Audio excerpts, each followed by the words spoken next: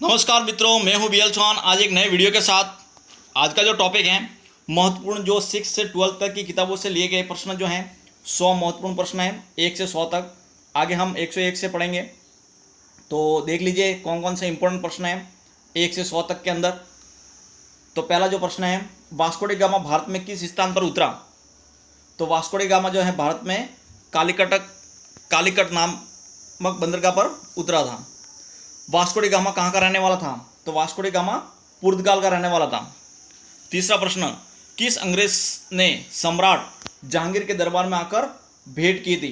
तीसरा प्रश्न, तो सर थॉमस रॉ ने अंग्रेज सम्राट जहांगीर के दरबार में आकर भेंट की थी। गोवा, दमन व दीव का उपनिवेशीकरण किसके द्वारा किया गया?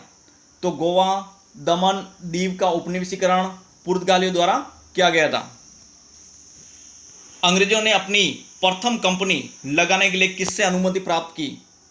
प्रश्न 5वां, अंग्रेजों ने अपनी प्रथम कंपनी लगाने के लिए किससे अनुमति प्राप्त की थी? जहांगीर से।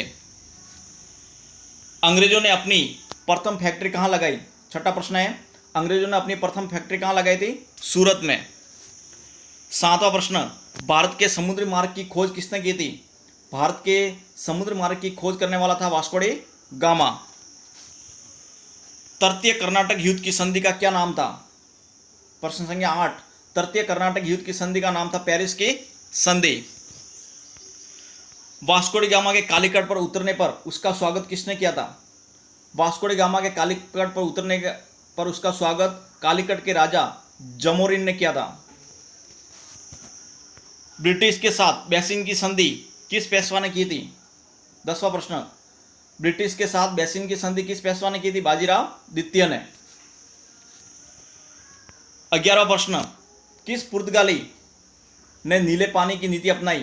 फ्रांसिस्को डी अल्मीडा ने नीले पानी की नीति अपनाई थी। 12वां प्रश्न, भारत में पुर्तगाली साम्राज्य का संस्थापक किसे माना जाता है? भारत में अल्फांसो डी अल्बुकर्क को। पुर्तगालियों का भारत का पहला गवर्नर कौन था? 13वां प्रश्न, पुर्तगालियों का भारत का पहला गवर्नर था फ्रांसिस्को डी अल्मीडा। भारत आने वाला प्रथम डच नागरिक कौन था? भारत आने वाला प्रथम डच जो नागरिक था वो था कार्नेलिस ड इस्तमान। डचों ने गोवा पर आक्रमण कब किया? 15वां प्रश्न, डचों ने गोवा पर आक्रमण किया 1639 ईस्वी में। 16वां प्रश्न, डुप्ले भारत का फ्रेंच गवर्नर कब बना? तो 1742 में बना। जहांगीर ने किसे खान की उपाधि दी थी? 17वां प्रश्न, तो जहांगीर ने हॉकिंस को खान की उपाधि दी थी। 18वां प्रश्न, आगरा व सीकरी पहुंचने वाला अंग्रेज व्यापारी कौन था? रॉल्फ फेस था। डचों ने अपनी पहली फैक्ट्री 1605 में कहां पर स्थापित की थी? तो ये की थी मसूलीपट्टनम में। 20वां प्रश्न, भारत का कौन सा नगर द्वीप पर निर्मित है? 20वां प्रश्न, भारत का कौन सा नगर द्वीप पर निर्मित है? मुंबई। पुर्तगालियों ने पहली व्यापारिक कोठी कहां पर खोली? तो पुर्तगालियों ने 21वां प्रश्न है, पहली व्यापारिक कोठी खोली कोचिन में। अंग्रेजों ने अपनी पहली फैक्ट्री कब लगाई? अंग्रेजों ने अपनी पहली फैक्ट्री लगाई 1612 ईस्वी में। किस शासक ने ईस्ट इंडिया कंपनी को दीवानी प्रदान की? शाह आलम द्वितीय ने। भारत में पहली बार मुद्रण मशीन की स्थापना किसने की? पुर्तगालियों ने की थी। 24वां प्रश्न। 25वां प्रश्न है, इंटरपोल्स कौन थे? इंटरपोल्स कौन थे? अनधिकृत व्यापारियों के रूप में सामुद्रिक लुटेरे थे। 26वां प्रश्न, उस समय भारत का बादशाह कौन था जब ईस्ट इंडिया कंपनी की स्थापना हुई? उस समय भारत का बादशाह था अकबर। किस वर्ष फ्रांस की सरकार ने भारत में स्थित फ्रांसीसी बस्तियों का अधिकार भारत सरकार को सौंपा था? 1956 में। वोडिवॉस का युद्ध कब हुआ था? यह हुआ था 1760 ईस्वी में। प्रशासनिक अव्यवस्था के आधार पर डलहौजी ने कौन सा राज्य ब्रिटिश साम्राज्य में मिलाया था? अवध को। 30वां प्रश्न, भारत में आधुनिक शिक्षा प्रणाली की नींव किसने डाली थी? कब पड़ी थी? 1835 में। 31वां प्रश्न, भारत में डाक टिकट किसने आरंभ किए थे? भारत में डाक टिकट आरंभ करने वाला था लॉर्ड डलहौजी। 32वां प्रश्न, अवध के स्वात राज्य के संस्थापक कौन था? सादत खां, जिसको बुरहान उल मुल्क भी कहते हैं। सुरक्षा प्रकोष्ठ नीति किससे संबंधित है? 33वां प्रश्न, सुरक्षा प्रकोष्ठ नीति जो है वो वॉरेन हेस्टिंग से संबंधित है। किस भारतीय को रॉबर्ट क्लाइव ने बिहार का दीवान बनाया? राजा सीताब राय। राजा सीताब राय को, भारतीय को रॉबर्ट क्लाइव ने बिहार का दीवान बनाया। महाराजा रणजीत सिंह के उत्तराधिकारी कौन थे? 35वां प्रश्न, खड़क सिंह जो थे वो महाराजा रणजीत सिंह के उत्तराधिकारी थे। स्थायी बंदोबस्त का सिद्धांत किसने दिया? 37वां प्रश्न, लॉर्ड कॉर्नवालिस ने स्थायी बंदोबस्त का सिद्धांत दिया। सहायक संधि प्रणाली के जनक कौन थे? मोस्ट इंपोर्टेंट प्रश्न है। लॉर्ड वेलेस्ली सहायक प्रधान संधि के प्रणाली के जनक थे। महारानी विक्टोरिया का घोषणा पत्र किसने पढ़कर सुनाया? लॉर्ड कैनिंग ने। रणजीत सिंह किस मिशन से संबंधित थे? किस मिशन से संबंधित थे रणजीत सिंह? शुक्र साक्या मिशन से।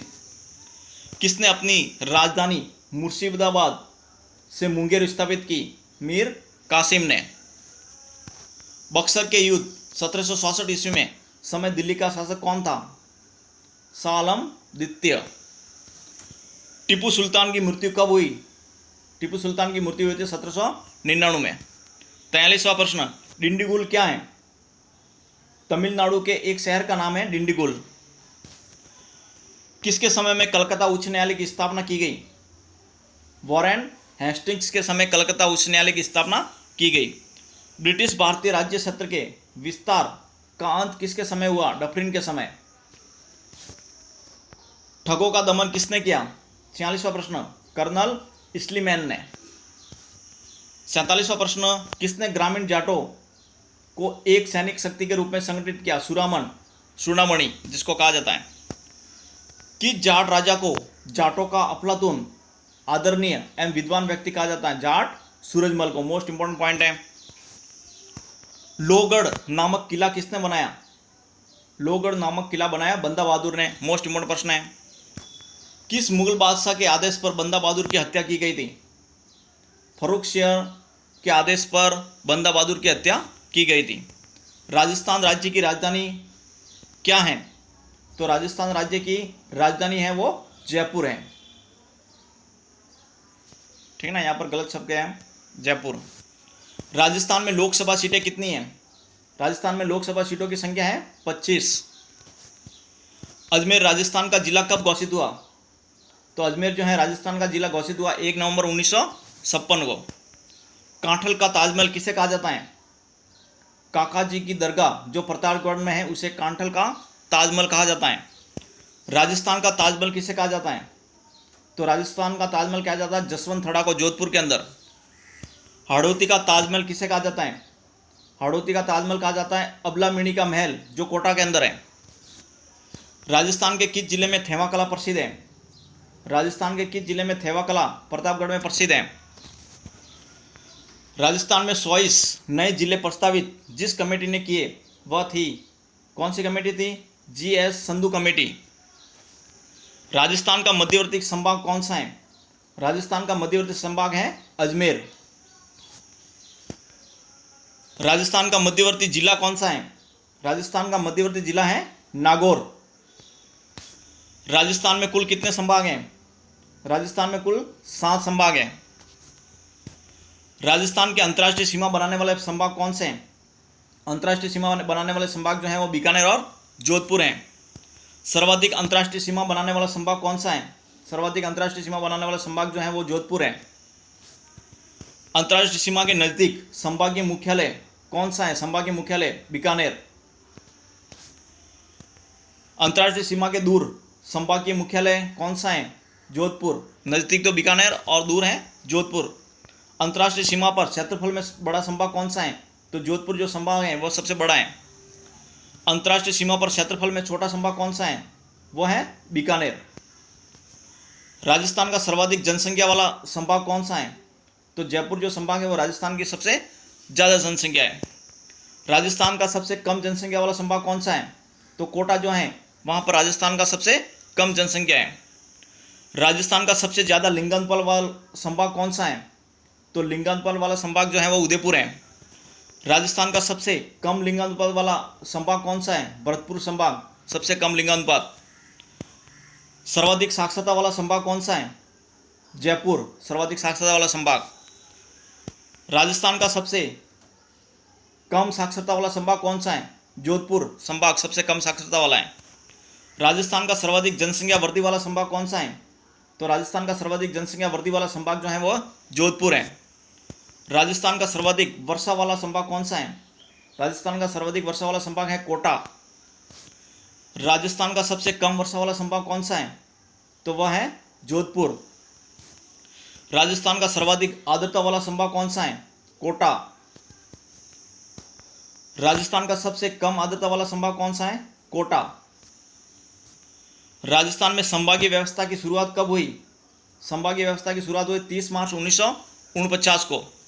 और राजस्थान में संभागीय व्यवस्था की शुरुआत किसके द्वारा की गई? संभागीय व्यवस्था की शुरुआत की गई हीरालाल शास्त्री द्वारा। राजस्थान में संभागीय व्यवस्था को समाप्त किसने किया? संभागीय व्यवस्था को समाप्त किया था मोहनलाल सुखाड़िया ने। राजस्थान का नवीनतम संभाग कौन सा है? तो भरतपुर जो संभाग है वो नवीनतम संभाग है। राजस्थान का राज्य पशु कौन सा है? तो राजस्थान का राज्य पशु जो है वो सिंकारा है। राजस्थान का राज्य पशु सिंकारा को राज्य पशु का दर्जा कब दिया गया था? 22 मई 1981 को राज्य पशु का दर्जा दिया गया था। सिंकारे का वैज्ञानिक नाम क्या है? तो सिंकारे का वैज्ञानिक नाम है गजेला गजेला। सिंकारे को किस उपनाम से भी जाना जाता है? तो सिंकारे को छोटा हिरण के नाम से भी जाना जाता है। सिंकारा के लिए कौन सा अभयारण्य प्रसिद्ध है? तो सिंकारा के लिए नाहरगढ़ अभयारण्य जयपुर प्रसिद्ध है। राजस्थान में सर्वाधिक सिंकारे किस जिले में देखे जा सकते हैं? तो जोधपुर में सर्वाधिक सिंकारे देखे जा सकते हैं। सिंकारा किस जिले का शुभंकर है? तो सिंकारा जो है वो श्री गंगानगर का शुभंकर है। राजस्थान का राज्य पक्षी कौन सा है? तो राजस्थान का राज्य पक्षी है घोड़ावण। घोड़ावण को राज्य पक्षी का दर्जा कब मिला था? तो घोड़ावण को राज्य पक्षी का दर्जा मिला था 21 मई 1981 को। राजस्थान के राज्य पक्षी घोड़ावण का वैज्ञानिक नाम क्या है? तो घोड़ावण का वैज्ञानिक नाम है क्रायोटिस नाइग्रिसेप्स। घोड़ावण के स्थानीय भाषा में नाम क्या है? तो घोड़ावण को स्थानीय भाषा में सोन सीढ़ी या शर्मिला भी कहते हैं। घोड़ावण को हाड़ौती भाषा में किस नाम से जाना जाता है? घोड़ावण को हाड़ौती भाषा में माल मोरडी के नाम से जाना जाता है।